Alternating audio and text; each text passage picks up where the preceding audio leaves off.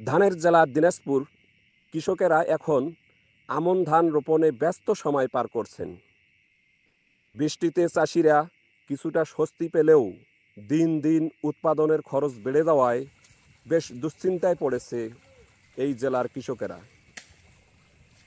কৃষকেরা অভিযোগ করে বলেন, কিছু ভুয়া কীটনাশক কোম্পানির কারণে আমরা ক্ষতিগ্রস্ত হচ্ছি। এই কীটনাশক ঔষধগুলো কোনো কাজে আসছে না।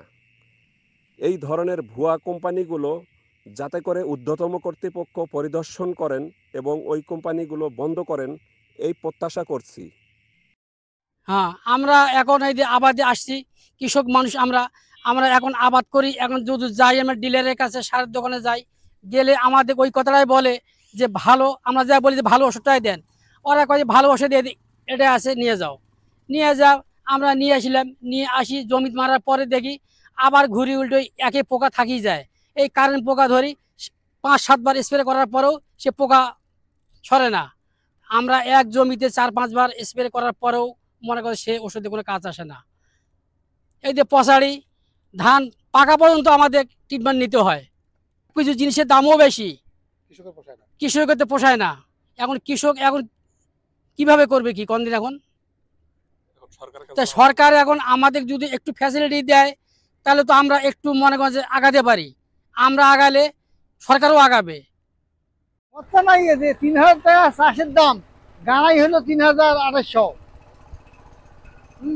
সার সার মনে করেন 1200 টাকা, 1400 1300। এলে সব কিছু দিয়ে দেখা হচ্ছে যে হিসেব করি পোষা হচ্ছে না। মানে যে সার, যে তেলের দাম, সেই হিসেবে গাড়ি এলোর পড়তে হয় না, আবাদ করলে এরও পড়তে নাই। মানে 3000 টাকা বিয়ে নিচ্ছে চাষ করায় খালি। আর সারের দামটা যদি একটু কমায় তাহলে ওদের কৃষি পুষি উঠে যায়। বিএডিসি ড্যাপটা যাচ্ছি, আর কানাডা পটাশ যাচ্ছি, আর তোমার সিরিয়াস যাচ্ছি সেন্দার। এই 3টে মিক্স করি জমির মধ্যে প্রয়োগ করতেছি। পড়তা খুব একটা আসে না, সারের দামটা বেশি। হ্যাঁ, এরপরে যে বীজটা প্রয়োগ করতে হবে না, এইটা বেশি পড়ে যায় খরচ। মানে গাড়ার সময় খরচটা কম হয়, কিন্তু ওই যখন আমরা এই ধান বাড়ার আগে আগে এই খরচটা বেশি হয়ে যায় পোকার আক্রমণের জন্য। পড়তা গৃহস্থ মানুষের মনে করো আমরা নিজে খাটি দেখি পড়তা আসে, আর কিছু মনে করো চাকর দিয়ে যদি কাজ করাই সেই পড়তাটা আসে না, খুব কম। আমরা ক্ষুদ্র কৃষক, আমরা চাই বাজার নিয়ন্ত্রণ, বিশেষ করে সার তেলের দাম হাতে নাগালে।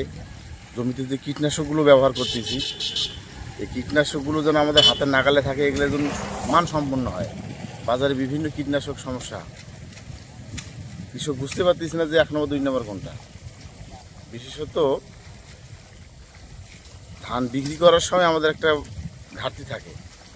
এটা যদি সরকার একটু খেয়াল করে তাহলে হয়তো সব কৃষকের একটা উন্নয়ন হবে। ধরনের ডেপ আমরা বাজারে পাচ্ছি, এখন কোন ডেপটা আমরা ব্যবহার করব, এটার কি দরকার আছে? প্রত্যেকটা সার 4-5 ধরনের, 4-5টা কোম্পানি। এটা যদি সরকার কোনোদিন দেখতেন যে না একটা আমরা ভালো করে করব, তাহলে মানে কোনো কৃষকে ঠকতো না। আমরা অর্থ ব্যয় করতেছি কিন্তু আমাদের সুফল পাওয়া যাচ্ছে না ঠিকভাবে। এবার রূপা আমন ধানের চারা সঠিক নিয়ম ও সঠিক সময়ে রোপণের জন্য কৃষকদের পরামর্শ ও কারিগরি সহযোগিতা প্রদান করছেন স্থায়ী কৃষি অফিসার কর্মকর্তারা।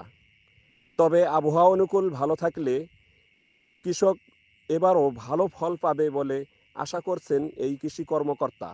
আমাদের উপজেলায় এবছরে 18,190 হেক্টর জমিতে রোপা আমন ধানের চাষাবাদ হবে।